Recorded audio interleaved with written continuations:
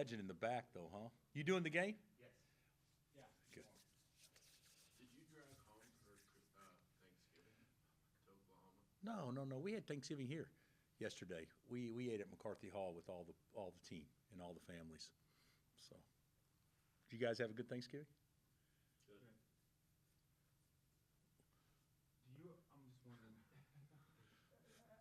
you wait after the game? Do you wait till you get home, wait a few days? Do you have to have a conversation with Hunter, or does he just know that it can't happen again? I mean, I'm just wondering kind of how that. Yeah, Hunter and I have talked. So it did take a few days. He talked. Regardless of what occurs in any situation, he put himself in a position where he reacted emotionally. There's no doubt that conversation has taken place. But it's one that it'd be a good learning lesson, but also not one that I'm going to worry about moving forward, because I actually believe that he'll handle everything right and not let the emotions get the best of him. Was it, on further review, a good call or bad call or what? You know what? I thought it was a flagrant 1. I didn't think it was a flagrant 2. But I'm also speaking from a situation where I might be a little biased, and I also didn't see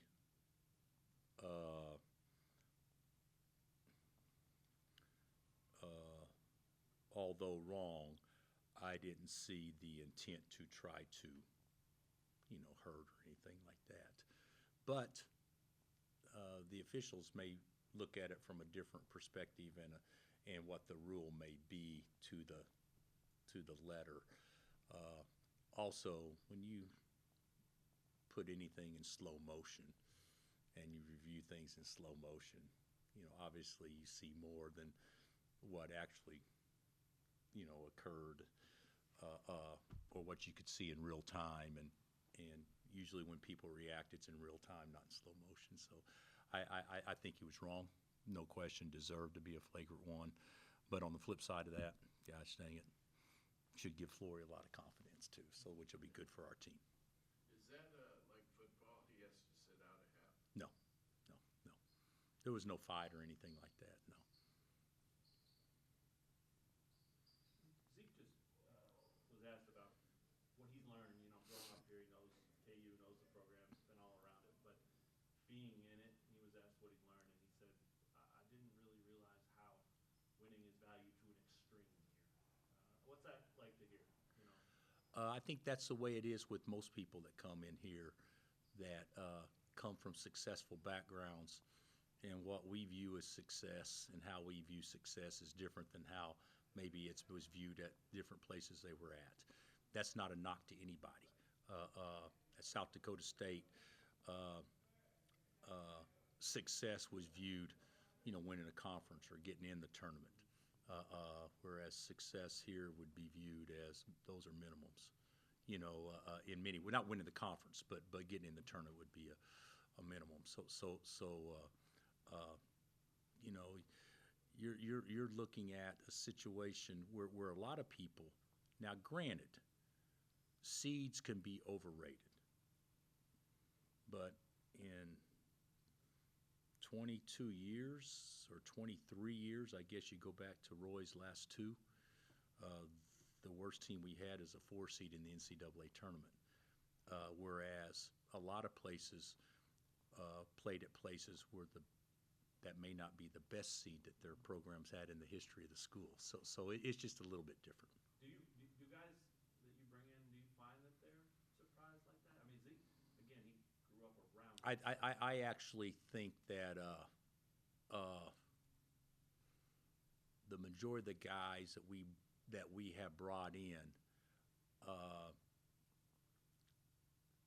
need to be taught by the older guys of how much winning and preparing to win is the norm, as opposed to having it be most of the time thing. You know, it's got to be a daily thing. And we're not the only program like that, but certainly that's how we view it. How big of a concern is the future then regarding transfer portal and just kind of the way rosters are constructed? I mean, It's going to be different for everybody. sure. A lot of it's just going to come down to recruiting the right guys. You know, I heard, didn't we hear Nick Saban say that on national TV? Hey, you can go out and get all the best guys and spend all you want to, maybe not all you want to, but all you possibly can to recruit the best players and the best talents. But if there's not the right guys, it still doesn't work. And in the past, if it wasn't the right guy, you know, learn some hard lessons. Don't transfer because nobody wants to sit out a year and fight through it. And they can become the right guys, even if they're not initially. Those days are going to be harder to come by now. Who's the best example of that you think you've had here? That The lessons, the grind it out, don't want to transfer. You talked about Russell, obviously, but Russell could have transferred, right. and he said, "No, I'll prove you wrong." Because I told him after his freshman year, "Hey, you know, are you good enough?" Hey, man, what do you think? I'll show you I'm good enough, which is perfect, which is exactly what I want him to say. I think the Twins. Yeah. The Twins, what about T-Rob? What about Jeff Withey that didn't even get in the games when he was young? You know, Cole Aldridge didn't even play as a freshman much at all, and he's a second-team All-American the next year. I think there's been a lot of examples like that have went on. What about Jalen Wilson?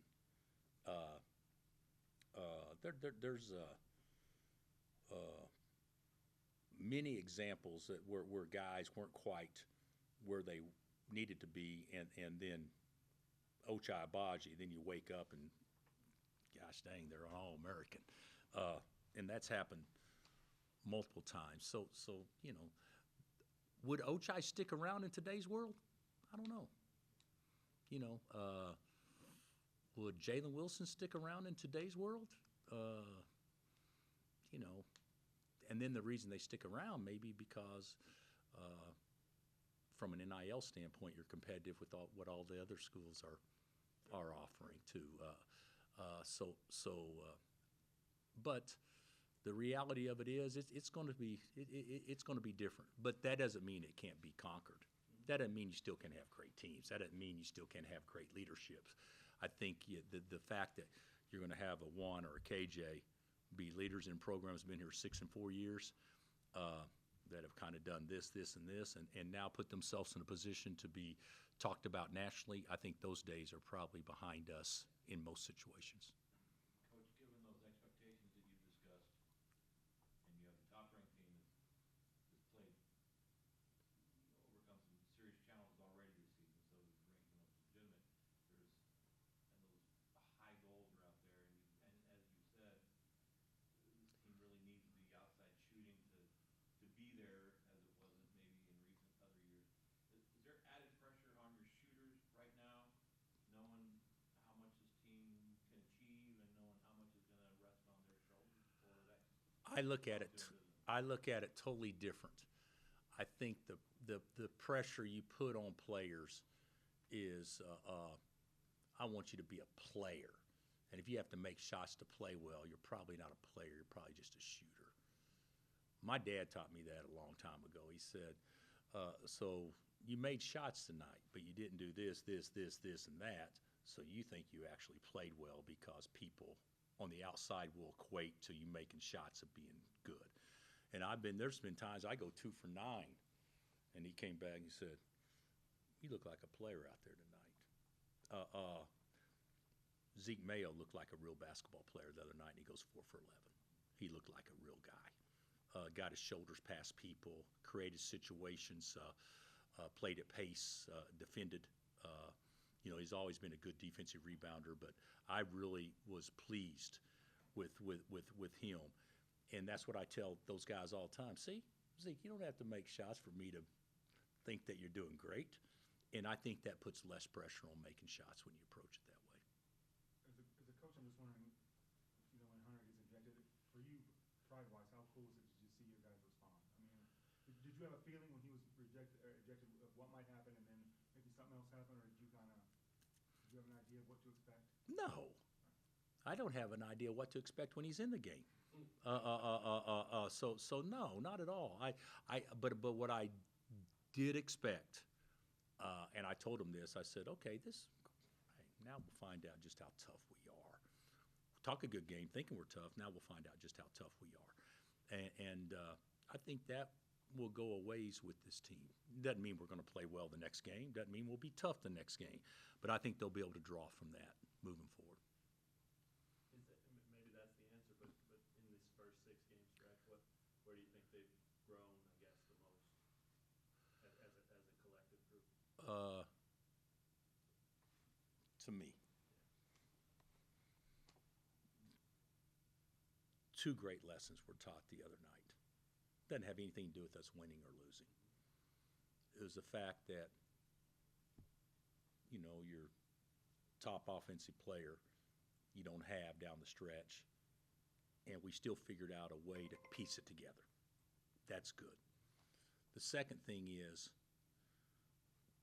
to your point, is we saw firsthand how a guy can dominate a game and score 8 points and get 2 rebounds. The same things that tell them every day in practice. If you just played half as hard as him, if you just did this and that, and to see that how easy it was for players to score on others compared to how players scored on him. And how it didn't have anything to do with anything other than competitiveness. Obviously, he's athletic, but competitiveness, being in the right spot, playing to scout and report, things like that, that a guy basically is the most talked about guy in a game with all those good players out there, and he gets 8 points and 2 rebounds. That, to me, is a great lesson to the rest of the players on what really wins. Because usually people equate winning to who scored the most points. And that's not what was equated to winning in that particular game. It was his defense on Cooper? I think it was just his presence, period. Every possession, his presence. He impacted possessions in ways that you don't even know until you watch the tape, saying, well, they had this, and he bluffed at that and took that away. And when you show that to the players and say, why did we have a good possession here? A large part of it was, well, KJ covered for everybody's mistake on this one possession. So. Furman, does undefeated catch your attention? Yes. I think there's only, how many undefeated teams are there? 23? Yeah, they catch our attention, and they shoot and they make threes. They score points, but they've also scored where the scores in the 60s. One when the scores in the 60s, and also one when the scores in the 120s.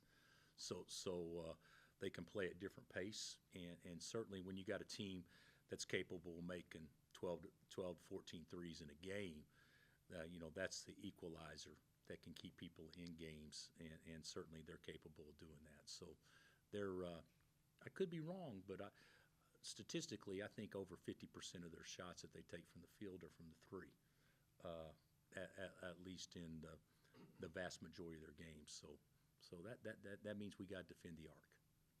Did you watch a lot of Feast Week games besides yours, and what lessons are learned from this year's Maui? I don't know what lessons are learned from this year's Maui, other than the fact that anybody can be had on any day. And to your point, though, Gary, when in college basketball have we had a period of time this early in the season where there's just been this many great games against high-level competition? it's been awesome. And I think it's what our sport needs. And I think it certainly, during a time where football is so dominant, it at least allows us to have a little bit of a presence in a football-dominated time.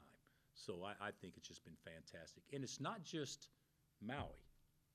It was our game.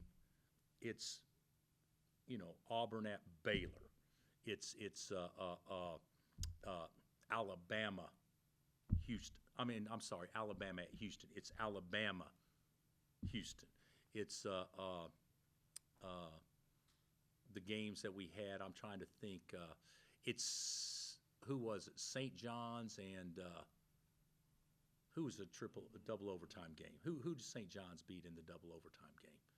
I mean, those were some elite, high-level games that I don't remember us having this early in the season. This many of them.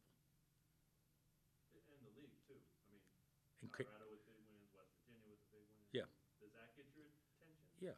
At this stage? And it also gets my attention, and it also makes me also think, oh my gosh, well, certain teams hadn't even found their stride yet. Wait till they find their stride, So it's going to be a monster league. Is this a talent distribution factor with the way that players can move around? No question, no question. Through the portal and with NIL,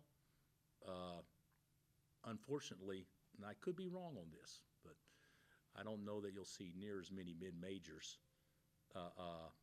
be top 25 type teams, just because majority of their best players have been recruited to play somewhere else. So there's a lot of good players playing on other rosters right now that wouldn't be there if it weren't for the portal and the NIL. So you go back and look at it and start listing teams that you think have a legitimate shot at going to a Final Four, winning the national championship. And I think that number's higher this year than I can ever remember it being. Anything else? Thanks, Coach. Thanks, Coach. Thanks, Coach. We did pretty good for a small